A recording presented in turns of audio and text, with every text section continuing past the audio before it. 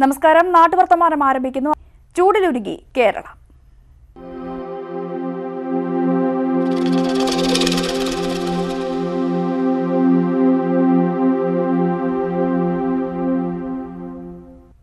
സംസ്ഥാനത്ത് ഇന്ന് കൂടുതൽ ചൂട് അനുഭവപ്പെട്ടേക്കും. ആലപ്പുഴ, പാലക്കാട് ജില്ലകളിൽ 4 ഡിഗ്രി സെൽഷ്യസ് വരെ താപനില കൂടുതൽ രേഖപ്പെടുത്തുമെന്നാണ് മുന്നറിയിപ്പ്.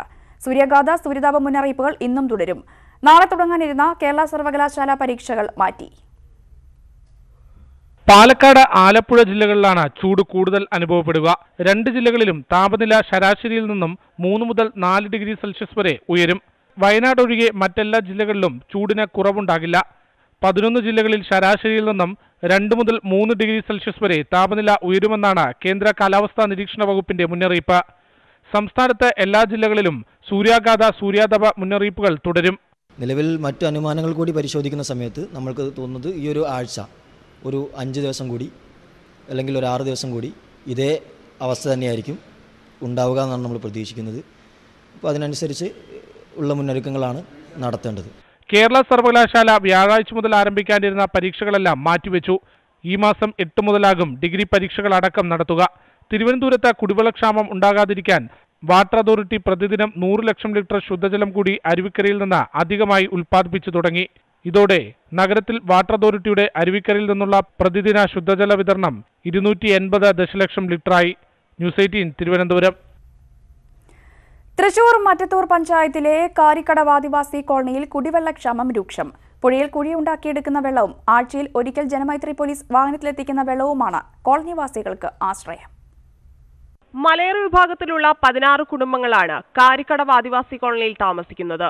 കുറുമാലിപ്പുഴയുടെ കൈവഴിയായ മുപ്ലിപ്പുഴയോരത്താണ് കോളനി സ്ഥിതി ചെയ്യുന്നത്. മറ്റത്തൂർ പഞ്ചായത്തിലെ ചൊക്കന വാർഡിൽപ്പെട്ട ഈ കോളനിയിൽ വേനലായാൽ ശുദ്ധജലം കിട്ടാക്കനിയാണ്.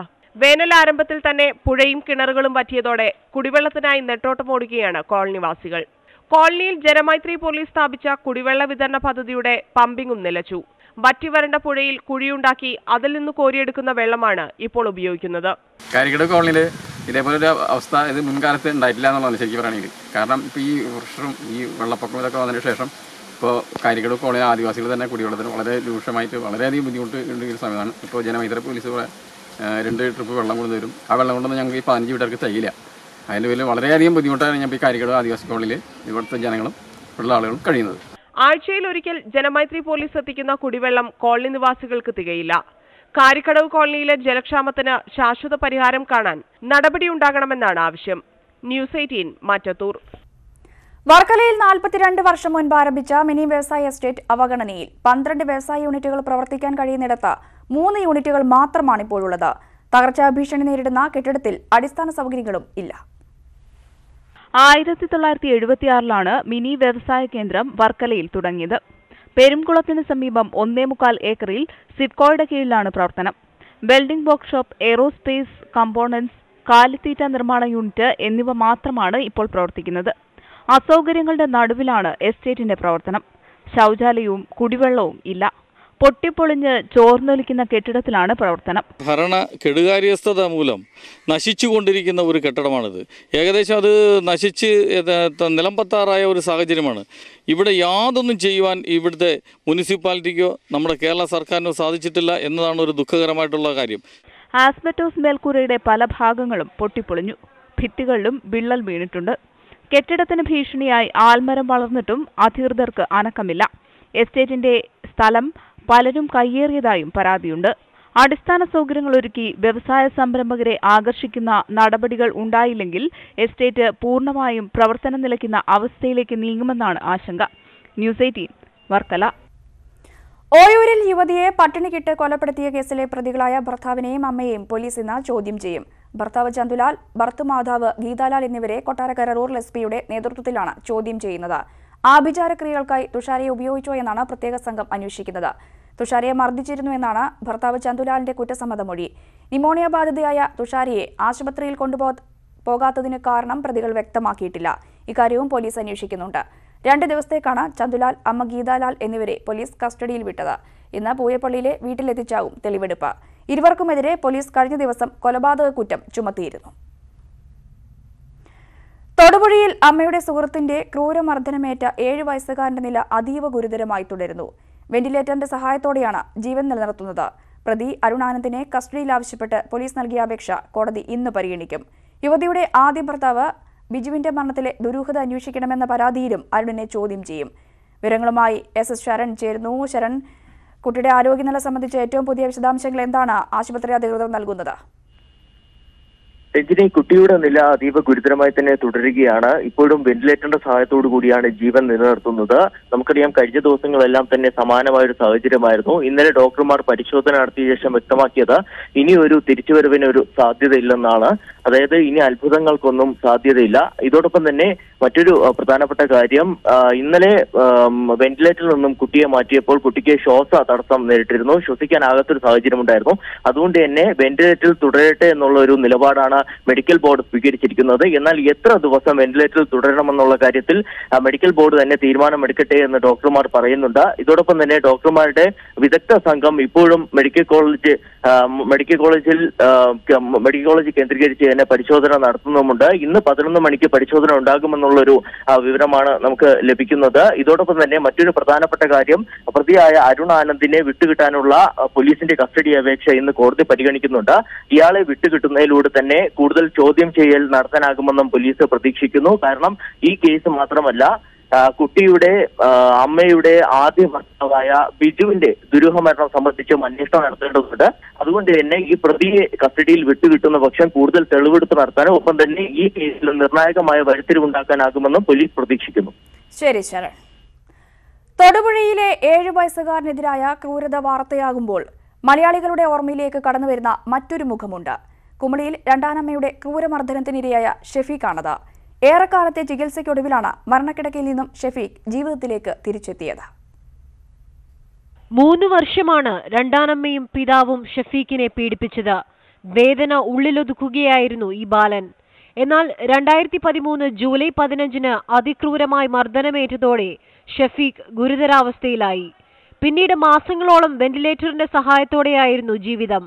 മലയാളികളുടെ പ്രാർത്ഥനയും വൈദ്യശാസ്ത്രത്തിന്റെ മികവുമാണ് കുട്ടിയെ ജീവിതത്തിലേക്ക് തിരിച്ചു കൊണ്ടുവന്നത്. വിദഗ്ധ ചികിത്സ ഇനിയും ആവശ്യമാണെങ്കിലും ഷെഫീഖ് സന്തോഷവാനാണ്. പെറ്റമ്മയേക്കാൾ സ്നേഹവും വാത്സല്യവും നൽകി പോറ്റമ്മയായ രാഗിണിയാണ് അന്നു മുതൽ കൂടെയുള്ളത്. തെറ്റു ചെയ്തവർക്ക് തക്കതായ ശിക്ഷ കിട്ടണമെന്നാണ് രാഗിണിക്ക് പറയാനുള്ളത്. ഇപ്പൊ ഷെഫീഖിന് പഴയ ഓർമ്മകളൊന്നുമില്ല. വാവാച്ചി എൻ്റെ കൊച്ചു മാത്രമാണ്. എന്നാലും തെറ്റ് ചെയ്തവർ നല്ല രീതിയിൽ ശിക്ഷിക്കപ്പെടാതെ ജീവിക്കുമ്പോൾ നിരപരാധികളായ പിഞ്ചു കുഞ്ഞുങ്ങൾ ശിക്ഷ അനുഭവിക്കുക, അവർ വേദന അനുഭവിക്കുക. ശരിക്കും അമ്മമാരാണ് ഇതിൽ അവരുടെ മനസ്സാക്ഷിയും മക്കൾക്ക് വേണ്ടി ചെലവാക്കേണ്ടതാണ്. ഇപ്പോൾ 2ാം ക്ലാസ്സിൽ പഠിക്കുകയാണ് ഷെഫീഖ്. ഷെഫീഖ് ജീവിതത്തിലേക്ക് തിരികെ വന്നതുപോലെ തൊടുപുഴയിലെ 7 വയസ്സുകാരനും സുഖം പ്രാപിക്കണമെന്നാണ് നാട്ടുകാരുടെ പ്രാർത്ഥന. ന്യൂസ് 18 തൊടുപുഴ. 40 വർഷം പഴക്കമുള്ള ഇടുക്കി ദേവിയാർ പാലം അപകടാവസ്ഥയിൽ. ബലക്ഷയമുണ്ടായിട്ടും അധികൃതർ നടപടിയെടുക്കാത്തതിൽ നാട്ടുകാരുടെ പ്രതിഷേധം ശക്തമാണ്. അടിമാലി ദേവിയാർ കോളനി പാലത്തിന് 40 വർഷത്തിലധികം പഴക്കമുണ്ട്. അറ്റകുറ്റപ്പണി നടത്താത്തതിനാൽ അപകടാവസ്ഥയിലാണ് പാലം. തൂണുകൾക്ക് ബലക്ഷയവും കൈവരികൾ പൂർണ്ണമായി തകർന്ന അവസ്ഥയിലുമാണ്. കൊച്ചി ധനുഷ്കോടി ദേശീയപാതയുടെ ഭാഗമായ പാലത്തിന്റെ നവീകരണ പ്രവർത്തനങ്ങൾ ഏറ്റെടുക്കാൻ പൊതുമരാമത്ത് വകുപ്പ് തയ്യാറാകുന്നില്ലെന്നാണ് പരാതി. 85 പണി കഴിപ്പിച്ചിട്ടുള്ള ദേവിയാർ കോളനി പാലം അറ്റകുറ്റപ്പണികളൊന്നും ഇതുവരെ ചെയ്തിട്ടില്ല. അതുകൊണ്ട് എത്രയും വേഗം അധികാരികൾ അത് കണക്കിലെടുത്ത് പണികൾ തീർക്കണം. ദേവിയാർ കോളനി ഹയർ സെക്കൻഡറി സ്കൂളും പ്രാഥമിക ആരോഗ്യ കേന്ദ്രവും പാലത്തിന് സമീപമുള്ളതിനാൽ പാലത്തെ ആശ്രയിക്കുന്നവരുടെ എണ്ണം കൂടുതലാണ്. അപകട സാധ്യത നിലനിൽക്കുന്നതിനാൽ എത്രയും വേഗം പാലം നവീകരിക്കാനുള്ള നടപടി സ്വീകരിക്കണമെന്നാണ് നാട്ടുകാരുടെ ആവശ്യം. ന്യൂസ് 18 ഇടുക്കി. പ്രളയ ദുരിതത്തിൽ നിന്നും കരകയറാൻ കഴിയാതെ തൃശൂർ അന്തിക്കാട് തങ്കമണിയുടെ കുടുംബം. തകർന്ന വീട്ടിൽ കഴിയുന്ന 6 അംഗ കുടുംബത്തിന്റെ നിത്യവൃത്തിക്ക് തങ്കമണിയുടെ പെൻഷൻ മാത്രമാണ് ആശ്രയം. നേരത്തെ ഉണ്ടായിരുന്നത് ഒരു ഓല വീടാണ്.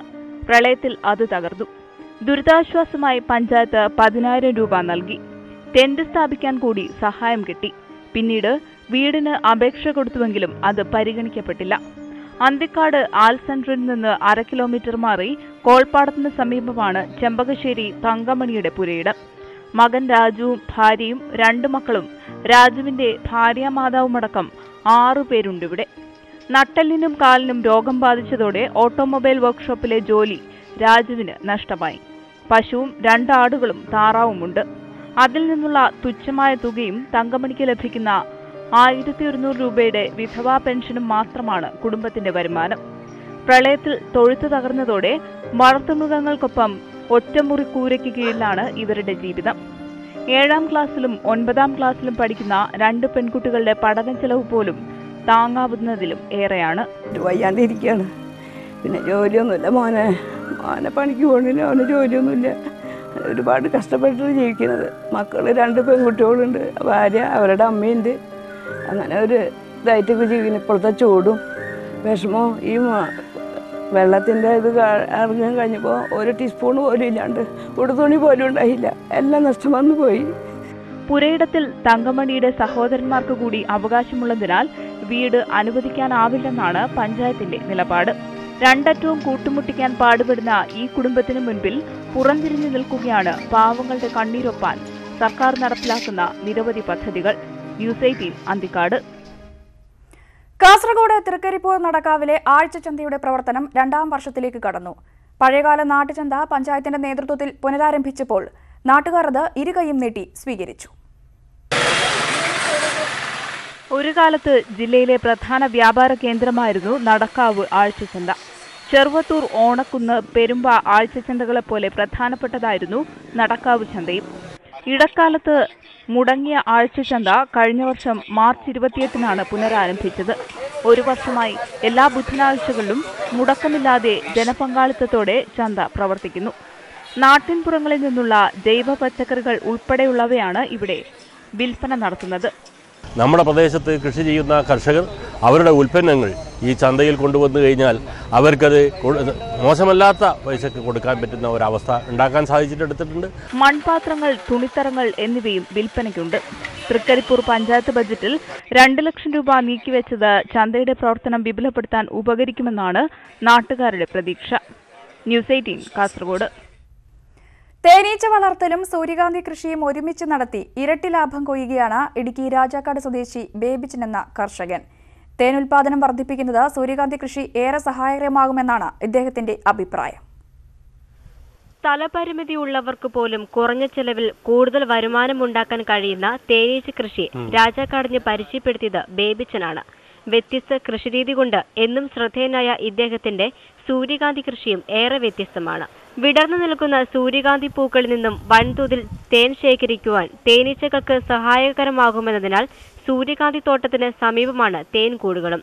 ഹണി പാർക്കിന് മുന്നിൽ വിരിഞ്ഞു നിൽക്കുന്ന സൂര്യകാന്തി പാടത്ത് ചിത്രങ്ങളെടുക്കുന്നതിനായി സഞ്ചാരികളുടെ തിരക്കാണ്. ഇവിടെ എത്തുന്നവർ ശുദ്ധമായ തേനും വാങ്ങിയാണ് മടങ്ങുന്നത്. ഞങ്ങളിവിടെ ഈ ഹണി പാർക്ക് നടത്തുന്നുണ്ട്. അതോടൊപ്പം തേൻ വിൽക്കുന്നു. തേനീച്ചകളെ കോളനി ആയിട്ട് വിൽക്കുന്നുണ്ട്. അപ്പോൾ ധാരാളം വിദേശീയർ ഈ ടൂറിസവുമായിട്ട് ബന്ധപ്പെട്ട് മൂന്നാർ, അതുപോലെ തേക്കടി റൂട്ടിലാണ് ഞങ്ങളിത് കൃഷി ചെയ്തിരിക്കുന്നത്. അപ്പോൾ ധാരാളം വിദേശീയരും തദ്ദേശീയരുമായ ആളുകൾ ഇതുവഴി യാത്ര ചെയ്യുമ്പോൾ ഈ കാഴ്ച കണ്ടിവിടെ ഇറങ്ങുകയും ഞങ്ങളുടെ ബിസിനസ്സിന് അത് വളരെയേറെ സഹായകമാകുന്നുണ്ട്. തമിഴ്നാട്ടിലെ തേനിയിൽ നിന്നുമാണ് ബേബിച്ചൻ സൂര്യകാന്തി വിത്തുകൾ എത്തിച്ചത്. 20 സെന്റ് സ്ഥലത്താണ് കൃഷി. വരും വർഷത്തിൽ തേനീച്ച കൃഷിയും സൂര്യകാന്തി കൃഷിയും വ്യാപിപ്പിക്കാൻ ഒരുങ്ങുകയാണ് ഈ കർഷകൻ. ന്യൂസ് 18 രാജാക്കാട്. കൊല്ലം തങ്കശ്ശേരിയിൽ വള്ളത്തിൽ മത്സ്യബന്ധന ബോട്ടിടിച്ച് മത്സ്യത്തൊഴിലാളി മരിച്ചു. പള്ളിത്തോട്ടം സ്വദേശി ബൈജുവാണ് മരിച്ചത്. ഡാനിയൽ എന്നയാൾക്ക് പരിക്കേറ്റു. ഇന്ന് പുലർച്ചെയാണ് അപകടമുണ്ടായത്. വിവരങ്ങളുമായി ശ്യാം ദേവരാജ് ചേരുന്നു. ശ്യാം, ലഭ്യമാകുന്ന ഏറ്റവും പുതിയ വിശദാംശങ്ങൾ എങ്ങനെയാണ്? രാവിലെ 6 മണിയോടുകൂടിയായിരുന്നു അപകടം. കൊല്ലത്തിന്റെ പുറംകടലിലാണ് അപകടം സംഭവിച്ചത്. ഇത് മത്സ്യബന്ധന ബോട്ടിൽ മറ്റൊരു വലിയ മത്സ്യബന്ധന വള്ളത്തിൽ മറ്റൊരു വലിയ മത്സ്യബന്ധന ബോട്ട് ഇടിക്കുകയായിരുന്നു. ഇതേ തുടർന്നാണ് അപകടമുണ്ടായത്. ഇടിച്ച ബോട്ട് ഏതാണ് എന്ന് തിരിച്ചറിഞ്ഞിട്ടില്ല. സംഭവത്തിൽ ഒരാളാണ് മരിച്ചത്. പള്ളിത്തോട്ടം സ്വദേശി ബൈജു ആണ് മരിച്ചത്. മറ്റ് 2 പേർക്ക് പരിക്കേറ്റു. ഒപ്പം ഉണ്ടായിരുന്ന മത്സ്യത്തൊഴിലാളികളാണ് മറ്റ് 2 പേരും. കൊല്ലം സ്വദേശികൾ തന്നെയാണ്. ഇവർ ഡാനിയലും ഫ്രെഡറിക്കും. ഇവർക്ക് 2 പേർക്കുമാണ് പരിക്കേറ്റത്.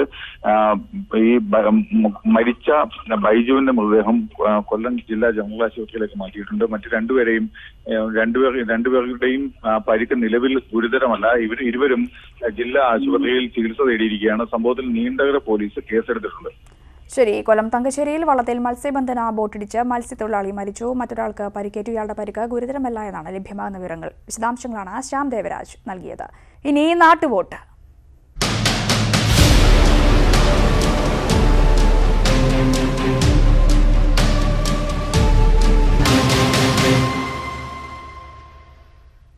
എല്ലാവരും വോട്ട് ചെയ്യണമെന്ന സന്ദേശവുമായി ഇലക്ഷൻ എക്സ്പ്രസ്.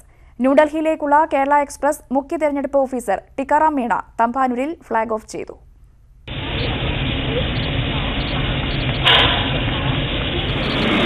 തിരുവനന്തപുരത്ത് നിന്ന് ന്യൂഡൽഹിയിലേക്കുള്ള കേരള എക്സ്പ്രസ് തെരഞ്ഞെടുപ്പ് കഴിയും വരെ ഇലക്ഷൻ എക്സ്പ്രസ് ആണ്. റെയിൽവേയും തെരഞ്ഞെടുപ്പ് കമ്മീഷനുമായുള്ള ധാരണ പ്രകാരമാണ് 4 ട്രെയിനുകൾ പ്രചരണത്തിന് ഉപയോഗിക്കുന്നത്. കേരളയ്ക്ക് പുറമെ ഹിമസാഗർ, ഹൗറ, ഗുവാഹട്ടി എക്സ്പ്രസുകളും തെരഞ്ഞെടുപ്പ് പ്രചാരണത്തിന് ഉപയോഗിക്കും. ഇതിൽ ഒരുപാട് ഈ പോസ്റ്റേഴ്സ് വെച്ചിട്ട് നല്ല മെസ്സേജുകളാണ്. അപ്പോൾ ഇലക്ഷൻ കമ്മീഷൻ പറയുന്നത് ഇത് ഒരു ജനാധിപത്യത്തിന്റെ മഹോത്സവമാണ് ഈ തിരഞ്ഞെടുപ്പ് പ്രക്രിയ. അപ്പോൾ ഇതിൽ എല്ലാ ജനവിഭാഗങ്ങളും ഇതിൽ പങ്കെടുക്കണം, കൂടുതൽ ഇതിൽ വോട്ട് ചെയ്യാനുള്ള ഒരു നല്ല അവകാശം. വോട്ടർ ഹെൽപ്പ് ലൈൻ നമ്പറായ 1950 ഓരോ സംസ്ഥാനത്തെയും ഇലക്ഷൻ ഐക്കണുകളുടെ സന്ദേശങ്ങളും ട്രെയിനിലുണ്ട്. ട്രെയിൻ കടന്നുപോകുന്നിടങ്ങളിൽ ജില്ലാ കളക്ടർമാരും റെയിൽവേ സ്റ്റേഷൻ മാസ്റ്റർമാരും സ്വീകരണം നൽകും. ന്യൂസ് 18 തിരുവനന്തപുരം. തൃത്താല കപ്പൂർ പഞ്ചായത്തിലെ ചേക്കോട് നിവാസികളുടെ റോഡ് വേണമെന്നുള്ള ആവശ്യത്തിന് 10 വർഷത്തെ പഴക്കമുണ്ട്. ഫണ്ട് അനുവദിച്ചിട്ടും റോഡ് നവീകരിക്കാത്തതിൽ തെരഞ്ഞെടുപ്പ് ബഹിഷ്കരണം അടക്കമുള്ള പ്രതിഷേധം നടത്താനാണ് നാട്ടുകാരുടെ തീരുമാനം. കപ്പൂർ പഞ്ചായത്തിലെ 3 കിലോമീറ്ററോളം വരുന്ന ചേക്കോട് ബാലവാടി റോഡാണ് 10 വർഷത്തോളമായി തകർന്നു കിടക്കുന്നത്. ഇരുചക്രവാഹനങ്ങൾ അപകടത്തിൽപ്പെടുന്നത് പതിവാണ്. പലതവണ പരാതി നൽകിയിട്ടും നടപടിയില്ലെന്നാണ് നാട്ടുകാരുടെ പരാതി. 2 വാർഡുകളിലൂടെ കടന്നുപോകുന്ന പാതയോരത്ത് 60-ലധികം കുടുംബങ്ങൾ താമസിക്കുന്നുണ്ട്. 2 ഘട്ടങ്ങളിലായി പഞ്ചായത്ത് ഫണ്ടിൽ നിന്ന് 4 ലക്ഷവും പ്ലാൻ ഫണ്ടിൽ നിന്ന് 5 ലക്ഷവും അനുവദിച്ചിട്ടും കരാറുകാരൻ അവസാന നിമിഷം പിന്മാറിയതോടെ ടെൻഡർ നടപടി പൂർത്തീകരിച്ച പ്രവൃത്തി പാതി വഴിയിലായി. കാലതാമസം ഇങ്ങനെ നടന്നുകൊണ്ടിരിക്കുകയും ഈ ഇലക്ഷൻ വരുന്ന സമയത്ത് പോലും ടെൻഡർ വിളിച്ചിട്ട് ഞങ്ങൾ ചെന്ന് ചോദിക്കുമ്പോൾ ടെൻഡർ വിളിച്ചതാണ്, ഫണ്ട് പാസ്സായതാണ്, എല്ലാം ഓക്കെയാണ്. പക്ഷെ എന്തുകൊണ്ട് റോഡ് പണി ചെയ്യുന്നില്ല എന്ന് ചോദിക്കുമ്പോൾ അധികൃതർക്ക് ഒരു കൃത്യമായിട്ടുള്ള ഒരു ഉത്തരം അവർക്ക് നൽകാൻ കഴിയും. രാഷ്ട്രീയപരമായിട്ടല്ല, ഈ റോഡ് നേരെയാവണം എന്നുള്ള ഒറ്റ കാര്യമുള്ളൂ. PM ഭരിച്ചോ കോൺഗ്രസ് ഭരിച്ചോ എന്നുള്ളതല്ല. ഇവിടെ ഈ റോഡ് ജനങ്ങൾക്ക് ഒരു സൗകര്യപ്രദമായിട്ട് ഉള്ള രീതിയിൽ ഈ റോഡൊന്ന് നേരെ കിട്ടാൻ വേണ്ടിയിട്ടുള്ള ശ്രമത്തിന്റെ ഫലമാണ്. പുതിയ കരാറുകാരൻ റോഡിന്റെ പ്രവൃത്തി നടത്തണമെങ്കിൽ ടാർ എടുക്കാനുള്ള അഡ്വാൻസ് തുക പഞ്ചായത്ത് പാസാക്കി കൊടുക്കണം. എന്നാൽ സാങ്കേതികത്വം പറഞ്ഞ് നിർമ്മാണം വൈകിപ്പിക്കുന്നു എന്നും ആരോപണമുണ്ട്. ന്യൂസ് 18 പട്ടാമ്പി. പ്രശസ്ത കഥാകാരൻ ഉണ്ണികൃഷ്ണൻ പുതൂരിന് സ്മാരകം നിർമ്മിക്കണമെന്ന ആവശ്യം ശക്തമാകുന്നു. അദ്ദേഹത്തിന്റെ 5ാം ചരമവാർഷികത്തിൽ ഗുരുവായൂർ പൗരാവലിയും കുടുംബവും അനുസ്മരണ യോഗം ചേർന്നു. ഗുരുവായൂരിന്റെ പ്രിയ എഴുത്തുകാരനായിരുന്നു പുതൂർ ഉണ്ണികൃഷ്ണൻ. അദ്ദേഹത്തിന്റെ ഓർമ്മകൾക്കായി സ്മാരകം വേണമെന്ന ആവശ്യവും 5 വർഷങ്ങൾക്ക് മുമ്പേ ഉയർന്നതാണ്. എല്ലാ അനുസ്മരണ യോഗത്തിലും നേതാക്കളെത്തി സ്മാരകം നിർമ്മിക്കുമെന്ന് പറയുമെങ്കിലും ഒരു നടപടിയും ഉണ്ടായിട്ടില്ലെന്ന് ബന്ധുക്കൾ ആരോപിക്കുന്നു. പുതൂരിൻ്റെ പേരിൽ ഇതുവരെയും ഒരു സ്മാരകം ഗുരുവായൂരിൽ ഉയർന്നിട്ടില്ല. അതിനെ സംബന്ധിച്ച് ഗുരുവായൂരിലെ MLA ആയിരുന്ന ശ്രീ KV അബ്ദുൽ ഖാദർ കഴിഞ്ഞ 2017-18 സാമ്പത്തിക വർഷത്തെ ബഡ്ജറ്റിൽ ഈ വിഷയം ഉന്നയിക്കുകയും അതിനു വേണ്ടിയിട്ടുള്ള ഒരു അനുമതി ധനകാര്യ വകുപ്പിൽ നിന്ന് ലഭിക്കുകയും ചെയ്തു. പക്ഷേ എങ്കിലും അതൊരു യാഥാർത്ഥ്യമായി ഇന്നും തീർന്നിട്ടില്ല. 2017-18 ബജറ്റിൽ ഗുരുവായൂർ MLA KV അബ്ദുൽ ഖാദർ ഈ വിഷയം ഉന്നയിക്കുകയും ധനകാര്യ വകുപ്പിൽ നിന്ന് അനുമതിയും ലഭിച്ചിരുന്നു. എങ്കിലും അത് യാഥാർത്ഥ്യമാക്കാൻ അധികൃതർക്ക് ഇതേവരെ കഴിഞ്ഞിട്ടില്ല. എന്നാൽ സ്മാരകം പണിയാൻ സ്ഥലം ലഭിക്കാത്തതിനാലാണ് നീളുന്നതെന്നും സ്ഥലം ലഭ്യമായാൽ സ്മാരകത്തിനായുള്ള പണം കണ്ടെത്താവുന്നതേയുള്ളൂ എന്നും MLA പറഞ്ഞു. ഗുരുവായൂർ പൗരാവലിയുടെ നേതൃത്വത്തിൽ 5ാം ചരമവാർഷിക ദിനത്തിൽ ചേർന്ന അനുസ്മരണ യോഗത്തിൽ വിവിധ സംഘടനാ നേതാക്കളും വിവിധ രാഷ്ട്രീയ നേതാക്കളും പങ്കെടുത്തു. ന്യൂസ് 18 ഗുരുവായൂർ. ലോക ഓട്ടിസം ദിനത്തോടനുബന്ധിച്ച് ഓങ്ങല്ലൂർ ഗ്രാമപഞ്ചായത്തിന്റെ ആഭിമുഖ്യത്തിൽ ബോധവൽക്കരണ പരിപാടി സംഘടിപ്പിച്ചു. മരുതൂർ ബഡ് സ്കൂളിൽ നടന്ന പരിപാടിയിൽ ഓട്ടിസം ബാധിതരും രക്ഷിതാക്കളും പങ്കെടുത്തു. ലോക ഓട്ടിസം ദിനാചരണത്തിന്റെ ഭാഗമായാണ് ഓങ്ങല്ലൂർ ഗ്രാമപഞ്ചായത്തിന്റെ ആഭിമുഖ്യത്തിൽ ഓട്ടിസം ബാധിതർക്കും ഭിന്നശേഷിക്കാർക്കും രക്ഷിതാക്കൾക്കുമായി ബോധവൽക്കരണ പരിപാടി നടത്തിയത്. പഞ്ചായത്തിന്റെ മേൽനോട്ടത്തിൽ പ്രവർത്തിക്കുന്ന മരുതൂർ ബഡ് സ്കൂൾ വെച്ച് നടത്തിയ പരിപാടി ഗ്രാമപഞ്ചായത്ത് പ്രസിഡന്റ് ജിഷാർ പറമ്പിൽ ഉദ്ഘാടനം ചെയ്തു. മുളയുടെ തോഴി എന്നറിയപ്പെടുന്ന നൈന ഫെബിൻ മുഖ്യാതിഥിയായി.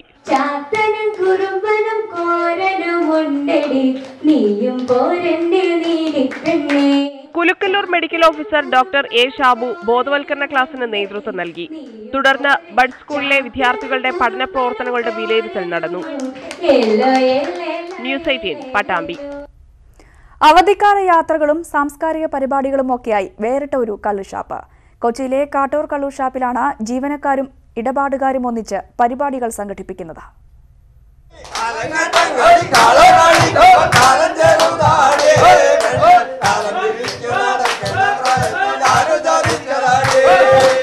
ഇതൊരു സാധാരണ കള്ളുഷാപ്പാണെന്ന് കരുതിയെങ്കിൽ തെറ്റി. കള്ളു കുടിക്കാനും രുചികരമായ വിഭവങ്ങൾ ആസ്വദിക്കാനും മാത്രമല്ല ഇവിടം. വിനോദയാത്രയും സാംസ്കാരിക പരിപാടികളുമൊക്കെ സംഘടിപ്പിക്കുന്നതും ഈ ഷാപ്പ് കേന്ദ്രീകരിച്ചാണ്. 30 വർഷം മുൻപ് ആരംഭിച്ച ഷാപ്പിലെ കൂട്ടായ്മ അവധിക്കാല യാത്ര നടത്തുന്നത് ഇത് 4ാം തവണ. ഷാപ്പിൽ സ്ഥിരമായി വരുന്നവരുടെയും ജീവനക്കാരുടെയും കുടുംബങ്ങൾ ഒത്തുചേർന്നുള്ള യാത്ര സൃഷ്ടിക്കുന്നത് ഒരിക്കലും പിരിക്കാനാവാത്ത സൗഹൃദ വലയം.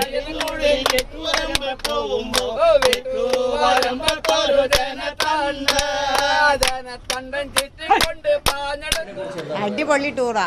ഞങ്ങൾക്ക് ഏറ്റവും ഇഷ്ടപ്പെട്ടു. ഞങ്ങൾ എല്ലാ കൊല്ലം പോകണം. ഞങ്ങൾക്ക് ഇത്രയും ഞങ്ങളിത് കാത്തു നോക്കിയിരിക്കുന്ന സന്തോഷമുള്ള കാര്യമാണ്. അടിപൊളിയാണ്. കഴിഞ്ഞ വർഷം നല്ല ഇതായിരുന്നു. ഇപ്പോൾ നാലാമത്തെ വർഷമല്ലേ ഇതാണ്? 4ാമത്തെ വർഷം. പ്രളയത്തിൽ പൂർണ്ണമായും നശിച്ച ഷാപ്പ് വീണ്ടെടുക്കാനായത് ഇരുകൂട്ടരും ഒത്തുപിടിച്ചതോടെയാണ്. ഇത്തവണത്തെ യാത്ര തീർത്ഥാടന യാത്രയാക്കിയിരിക്കുകയാണ് ഇവർ. ഇതിപ്പോൾ ഞങ്ങൾ അങ്ങോട്ട് പോകുമ്പോൾ ഞങ്ങൾ തീർത്ഥാടനത്തിനാണ്. പള്ളിയിൽ ചെന്ന് കഴിഞ്ഞാൽ ഞങ്ങൾ നോയമ്പിന് മാറ്റം വരുള്ളൂ. എല്ലാവരും തന്നെ നോയമ്പ് തന്നെ ആയിരിക്കും. അവിടെ ചെന്ന് ഇറച്ചി മീനൊക്കെ വെച്ച് കറിയൊക്കെ ഉണ്ടാക്കി കഴിച്ച് ഞങ്ങളൊരു പാട്ടൊക്കെ പാടി അങ്ങനെ വരും. പ്രളയത്തിൽ ഞങ്ങളുടെ ഈ ഷാപ്പ് മൊത്തം മുങ്ങിപ്പോയിരുന്നു. ഷാപ്പിൻ്റെ മുകളിൽ അരകളുണ്ടായിരുന്നു. കഠിനമായ ചൂടിന് പുറമെ തെരഞ്ഞെടുപ്പ് ചൂട് കൂടിയതൊന്നും ഇവരുടെ കൂട്ടായ്മയ്ക്ക് വിഷയമല്ല. അവധിക്കാല യാത്രകൾക്ക് പുറമെ സാംസ്കാരിക പരിപാടികളടക്കം സംഘടിപ്പിക്കുന്ന ക്ലബ്ബായാണ് കാട്ടൂർ ഷാപ്പിന്റെ പ്രവർത്തനം. ക്യാമറമാൻ ശ്യാംലാലിനൊപ്പം SS ശരൺ, ന്യൂസ് 18 കൊച്ചി.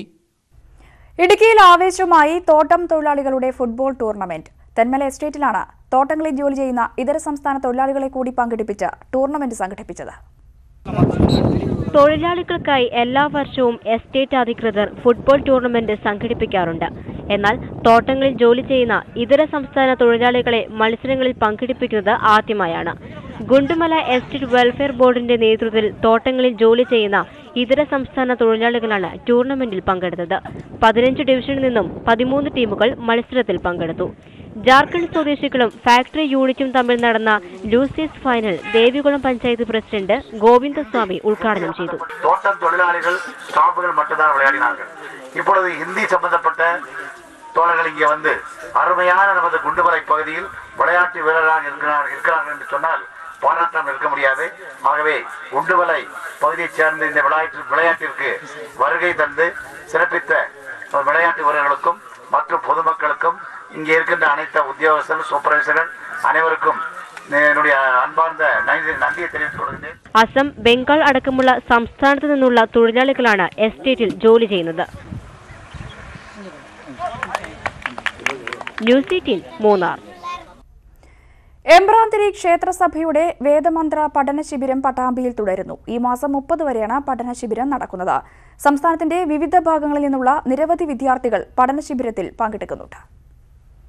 എമ്പ്രാന്തിരി കുടുംബങ്ങളിലെ ഉപനയനം കഴിഞ്ഞവർക്കായുള്ള വേദമന്ത്ര പഠന ശിബിരമാണ് പട്ടാമ്പി അണ്ടലാടി എമ്പ്രാന്തിരി ആസ്ഥാന മന്ദിരത്തിൽ നടക്കുന്നത്.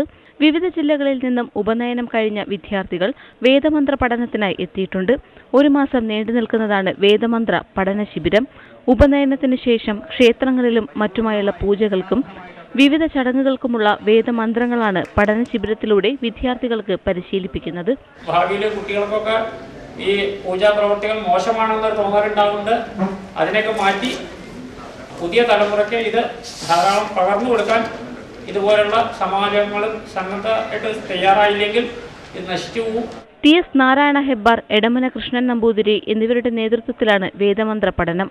വർഷത്തിൽ ഒരിക്കലാണ് ഇത്തരത്തിൽ വേദമന്ത്ര പഠന ശിബിരം നടത്തുന്നത്. ന്യൂസ് 18 പട്ടാമ്പി. നാട്ടുവർത്തമാനം പൂർണ്ണമാവുകയാണ്. ഇടവേളയ്ക്ക് ശേഷം 9 മണി ഒറ്റ നോട്ടത്തിൽ രഞ്ജിത്തെത്തും. നമസ്കാരം.